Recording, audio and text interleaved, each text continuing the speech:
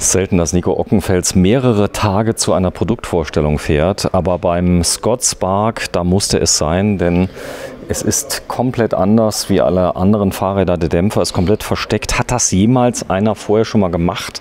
Weil Leute hatten in die Kommentare reingeschrieben, ja, der und der hat das mal gemacht. Hallo ja. Nico.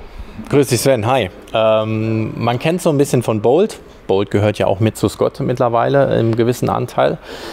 Es ist aber keine direkte Kopie, wie manch einer meint, oder klar kann man jetzt böse Zungen würden behaupten, die haben sich die Marke gekauft und haben dann alles aus denen rausgezogen, was sie für ihre Bikes verwenden konnten.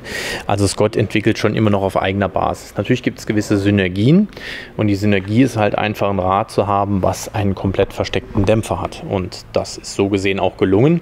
Bolt hat ja jetzt auch nochmal nachgelegt. Da gibt es ja auch eine weitere Entwicklungsstufe bei denen. Da ist die Position des Dämpfers ganz anders. Der liegt nämlich dann unten drin. Hier ist der Dämpfer ja stehend. Wenn du gerade mal drauf gehst, haben wir den Dämpfer, dass er hier in diesem Bereich quasi positioniert ist. So kann man sich das eigentlich vorstellen. Wenn ich unten die Service-Kappe, die ich hier nicht aufmachen kann, weil keine Schraube ist, das scheint, also habe ich selber noch nicht gesehen. Bei den günstigeren Varianten haben wir eine Imbusschraube, um den Deckel zu lösen. Ansonsten haben wir ein Stellrädchen dran. Ist es denn so viel schöner, wenn der Dämpfer nicht zu sehen ist? Hat das Vorteile? Naja, ich habe jetzt den einen oder anderen Kunden, der jetzt auch mal ein Feedback gibt und viele dann sagen, Mensch, das ist aber ein kleiner Motor. Dabei ist ja gar kein Motor drin, sondern ein Dämpfer. Also es ist einfach eine schöne Integration. Du hast keinerlei Züge oder Ähnliches mehr, was außen entlang läuft. Und entscheidend ist natürlich nachher, wem es gefällt oder wem es halt auch nicht gefällt. Alle Sachen, die du brauchst, um einen Negativfederweg einzustellen, siehst du hier halt auch drüber. Das heißt, den Negativfederweg in Prozenten. Wir haben immer noch das zusätzliche Auge hier innen drin, wo wir den Dämpfer schlussendlich dann halt auch noch sehen. Wir können den Luftdruck anpassen über die Service-Kappe unten. Also all diese Faktoren sind ja weiterhin gegeben. Und, ja gut, ist natürlich auch schön versteckt, das heißt gegen Schmutz und äußere Einflüsse, genau. Was ja ein ganz wichtiges Thema ist. Man kann Dämpfer ja wunderbar zerstören, indem man sie falsch behandelt. Also das, was mir mal jemand gesagt hat, ist das Beste, wenn man keine Ahnung hat, einfach überhaupt nichts drauf machen. Im Endeffekt ist es so, wie du schon sagst, er liegt komplett schön versteckt, er liegt nicht mehr im Schmutzstrom, und damit hast du auch das Problem irgendwo dann halt auch nicht mehr. Ne? Also innen verlegte Züge sowieso auch von der Sattelstütze, all das läuft hier natürlich auch zusammen und bildet, sage ich mal, diese schöne Silhouette dann auch. Ja, du bist ein starker Mann, du hast ja mehrere Kinder dein Leben lang auf dem Arm getragen. Wenn du mal gerade mit ausgestreckter Hand das Fahrrad hochhebst, so wie eine Maß Bier. Mit ausgestreckter Hand. Ja, geht ja darum, dass man, weißt du, so, ist es schwer? Was wiegt's? Ein Fully 16, 17? Also wir liegen in dem Bereich hier schon um die 14 Kilo. 14 Kilo? Ja, 14. Ich weiß es jetzt nicht aus dem Kopf. Du hast mich jetzt wieder erwischt, sicher. Jetzt habe ich längere Zeit mit dir nicht gedreht. Aber wir reden hier bei den Einstiegsmodellen, in dem Fall haben wir das Modell, das 960er, Preispunkt 2.899 €. Unten drunter gibt es noch das 970er, Preispunkt 2.599 €.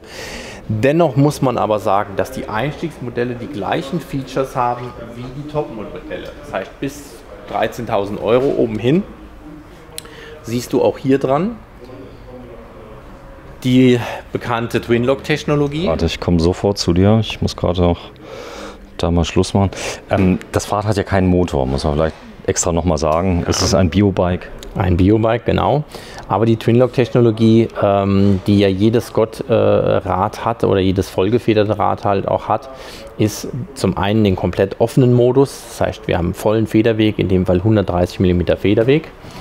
Dann kommt der sogenannte Traction Mode. Jetzt hast du nur noch 66% Leistung von Dämpfer und Gabel. Bedeutet, er arbeitet so sensibel wie vorher halt auch. Wird nach oben raus aber deutlich progressiver. Und die letzte Möglichkeit ist die komplette Blockierung des Fahrwerks. Wird also zeitgleich über Dämpfer und über Gabel, ich zeige es jetzt auch mal, angesteuert über den mechanischen Seilzug. Und zeitgleich. Ja. Immer zeitglich, das ist entscheidend. Und was man hier jetzt noch für das Modelljahr 23 integriert hat, ist die absenkbare Sattelstütze. Das heißt, ich habe mit diesen 3 Hebeln alles in einer Hand Ich gerade überlegt, man könnte den Schalthebel ja noch drunter machen. Da muss der Daumen nur lang genug sein. Also jetzt mal von der Ergonomie her gesehen, wenn ich das jetzt nutzen würde, käme ich hier in allen Bereichen gut dran. Man hat den bewusst weiter nach hinten gelegt, ansonsten hat man die Gefahr, dass man hier so ein bisschen in die Bredouille kommt, lässt sich aber, sage ich mal, in dem Bereich eigentlich ganz gut betätigen auch. Du bist mal gefahren. Ihr habt bei der Vorführung mit der Firma Scott habt ihr es wirklich fliegen lassen. Das war irgendwo in den Bayerischen Alpen oder irgendwo, wo war's? Oberammergau. Oberammergau. Ihr habt es gebadet im Fluss. Muss man auch sauber machen. Muss auch sauber machen. Das ist ein wirklich robustes Rad. Der Rahmen ist aus Alu. Genau, wir haben in dem Fall einen Aluminiumrahmen. Die hochwertigen Modelle, ich glaube ab dem Modell 39, haben dann einen Carbonrahmen. Und entscheidend war einfach, dass man diesen Aufbau an sich genauso auch in den Einstiegsmodellen halt verwendet, weil viele Hersteller dann eher einfache Konstruktionen oder den alten Rahmen, den Vorgängerrahmen dafür verwenden. In dem Falle hier muss man wirklich sagen, ist es der gleiche Aufbau. Ja, wir haben Aluminiumrahmen, ja, wir sehen natürlich auch die Schweißnähte. Dennoch haben wir komplett innenverlegte Züge. In den Top-Modellen ist das dann die Carbon-Variante, da ist das auch alles ein Stück. Aber der Grundaufbau ist hier genau der gleiche. Und wir haben so gesehen alles, was nach hinten raus zum Rahmen verläuft, keinerlei Seilzüge mehr, die offen irgendwo liegen. So, RockShox, Judy, 1-2 Takte dazu. RockShox ja mittlerweile voll angekommen in der Oberliga, zusammen mit diesem einfachen Hersteller Fox. Und auch, wie heißt der dritte nochmal? Du meinst Mazzocchi, Öhlins? Nee, auch nicht. Der auch so billige Gabeln war. Esser Santur? Ja, Esser Santur, genau. Ja. Die mittlerweile auch tolle Gabeln bauen. Ja, genau. Also RockShox, immer so ein bisschen im Schatten von Fox. Das ist aber eigentlich gar nicht so. RockShox bietet natürlich eine deutlich größere Bandbreite, das heißt also auch Einstiegsgabeln an, was Fox jetzt weniger macht. Aber wir sehen jetzt schon auch für das Modelljahr 23 gibt RockShox wieder gut Gas. Es sind jetzt einige Produkte schon präsentiert worden und dann haben sie schon wieder ein paar neue Highlights mit dabei, neue Funktionalitäten. Also man sieht, jede Marke ist trotz der Pandemie, wo ja auch Entwicklung deutlich langsamer geht, also nicht nur die Lieferketten sind dort gestört, sondern wirklich halt auch, man muss wirklich sagen, die Entwicklung ist schon sehr, sehr hemmend, macht hier schon ganz klar einen Unterschied aus. Wenn du das Rad mal gerade runternimmst und es mal belastest mit deinem Popo, dass man mal sieht, wie das schön einfedert, denn das ist ja, hier fehlt ja der sichtbare Dämpfer und dass man nochmal das Ganze zeigt, das ist die Funktion, nochmal hoch bitte. Das funktioniert auch genauso gut, das heißt, das ist jetzt kein Nachteil, so ich sag mal zumindest die ich hatte, die Dämpfer, die sind nicht jeden Tag kaputt gegangen, dass du die irgendwie da rausfriemeln musst, aber selbst das geht ja. Du machst jetzt 2 Schrauben los, da kommt der Dämpfer raus, oder? Genau, also es ist unten die Servicekappe, wo der Dämpfer dann rauskommt. Ist vielleicht ein bisschen fummeliger am Anfang, aber funktioniert nachher genauso gut.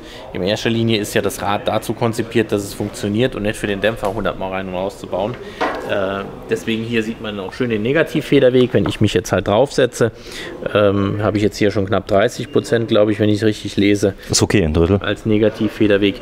Ja, wenn du es ein bisschen ambitionierter angehst, auf jeden Fall. Man merkt das aber schon bei der Gabel, die ist ein bisschen zu stramm im Verhältnis zum Dämpfer, weil nur der Dämpfer hinten runter geht und die Gabel noch nicht so viel tut. Aber ich bin jetzt auch nicht gleich, wo ich draufsetze. Würde ich also hier noch auf jeden Fall das Setup verändern. Ihr habt ein Setup, man setzt sich drauf, macht genau das, was du gerade eben gemacht hast. Das heißt, man ist frei, belastet komplett, dann gibt es einen negativen Federweg, all das wird eingespeist. Es wird es wieder viele geben, mein Gott, 3.000 € und dann eine RockShox Judy drauf. Ja. Aber das ist eine tolle Gabel, sagst du, oder? Ja, vom Grundprinzip her ja. Man muss ja immer mal sehen, was bekomme ich für den Rest. Und das ist halt mal eine Silhouette, die kein anderer Hersteller so bietet. Oder zumindest mal, wenn wir einen Bolt vergleichen, dann liegen wir preislich gleich nochmal viel, viel höher, weil dann geht es erst 5, oder? Für den dreifachen Preis erst los. Ne? Dreifach? Ja, zum Teil. Also Bolt ist bekannt für wirklich hochpreisige Produkte. Es geht schon ein bisschen früher los, mindestens mal das Doppelte. Aber im Endeffekt muss ich ja immer überlegen, was mache ich mit dem Rad, für welchen Einsatzzweck. Und das macht natürlich auch den Unterschied aus. Also gerade wenn ich sage, okay, ich nutze mein Rad so und so, dann kann ich das ja nicht auf dich adaptieren und sagen, du fährst bestimmt genauso und deswegen brauchst du so eine Ausstattung. Das kommt wirklich immer auf die Bedürfnisse an und das ist das, was wir ja auch beraten. Das heißt, der Kunde kommt ja zu uns und weiß ja noch gar nicht, was will er, was ist so sein Einsatzzweck und dann müssen wir mit ihm zusammen den Weg halt gehen und überlegen, was macht er damit, was will er machen, was hat er vor und dann finden wir gemeinsam eigentlich das passende Rad für ihn. Sag mal, wenn jetzt immer mehr Gruppen entsprechend gemischt sind, der eine hat ein E-Bike, der andere keins, war letztes Mal mit einer Gruppe mit, da waren 2 Biobike-Fahrer dabei, die hatten es schon echt schwer mitzuhalten, weil die Berge hoch, da waren die anderen auch mit dabei, der war auch nicht mehr so ganz jung, der war schon über 50, so wie ich und ja, ist das denn noch, ich sag mal, Biobikes in der Gruppe, das ist jetzt schon unfair, oder? Wenn du dann hingehst, hast du eine starke Steigung? Naja, also ich würde mal behaupten, das schwächste Glied fängt immer an in einer Gruppe, weil der hat keinen Bock mehr, immer der Letzte zu sein. Ja, das wäre aber dann vielleicht der Biketrainer, der ein Biobike dabei hat. Ja, aber er ist ja nicht das schwächste Glied in der Gruppe. Ja, er ist ja eher das stärkste Glied in der Gruppe. Aber halt ohne Motor. Ohne Motor und demnach ist natürlich das Leistungsniveau sehr, sehr unterschiedlich. Also ich drücke es mal so aus, dann hängt es immer von den E-Bike-Fahrern halt auch ab, sich an die anzugleichen, die halt nicht die Power im Endeffekt halt haben, weil auf dem Knopf ist halt mal einfach schnell gedrückt und weggefahren.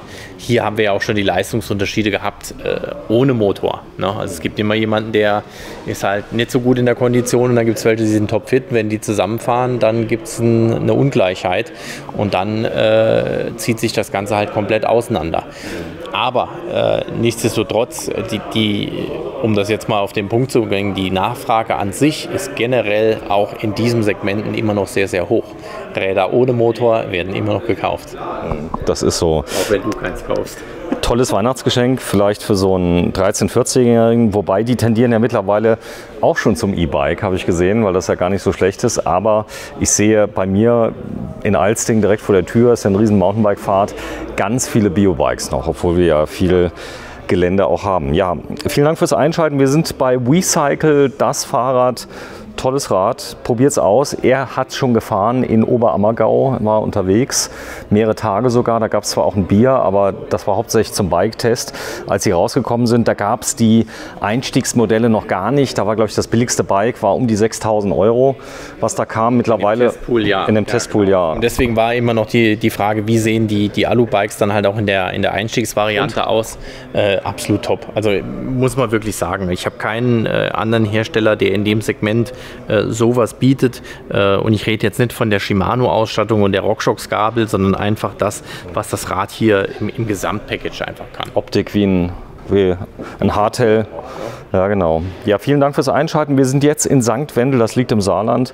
Das gleiche gibt es auch nochmal in Riegelsberg, das ist in der Nähe von Saarbrücken. Und du hast viel wichtiger einen Webshop, wo man die Verfügbarkeit sehen kann aller lagernden Fahrzeuge. Und das finde ich unglaublich stark. Ihr seid ein großes Team, mittlerweile über 30? Knapp 30 Leute. Knapp 30 Leute, die sich darum kümmern und das Ganze auch schon weit über 10 Jahre im Versand. Also wirklich eine Marke, die Sie blind vertrauen können, denn Nico Ockenfels ist quasi schon mit der Muttermilch und einem Fahrrad geboren worden. Du bist sehr früh dazu gekommen, oder? Ja. Mit 12, 13 Jahren bin ich dazugekommen als Schüler. Fahrräder zu verkaufen in der Schule, oder? Nee, in der Schule jetzt nicht, aber einfach in einem Fahrradgeschäft ausgeholfen. Da ging es so ein bisschen los. Hast du schon gejobbt, oder? Da habe ich dann schon gejobbt und dann, ja, heute zwei Läden, Online-Shop. Hat sich also ein bisschen was getan die letzten 30 Jahre. So, und da ich mich ja gleich wieder hinlege nach dem Dreh, zeige ich euch mal, wo ich mich dann reinlegen werde in einen WeCycle Sonnenstuhl. Ja. Oh, es wird Zeit, dass Juli wird und dann geht es ab in den Urlaub und ich denke mir so, Gardasee, das ist eine tolle Sache, mit so einem Fahrrad unterwegs zu sein. Man kann es übrigens auch mit Wertgarantie prima schützen gegen Vandalismus und Diebstahl. Falls jemand da sehr, sehr, ich sag mal, Angst hat im Ausland, muss es natürlich schützen, aber guckt mal nach. Vielen Dank, Nico Ockenfels. Heute Drehdatum 7. Juni 2022. Ciao. Ciao.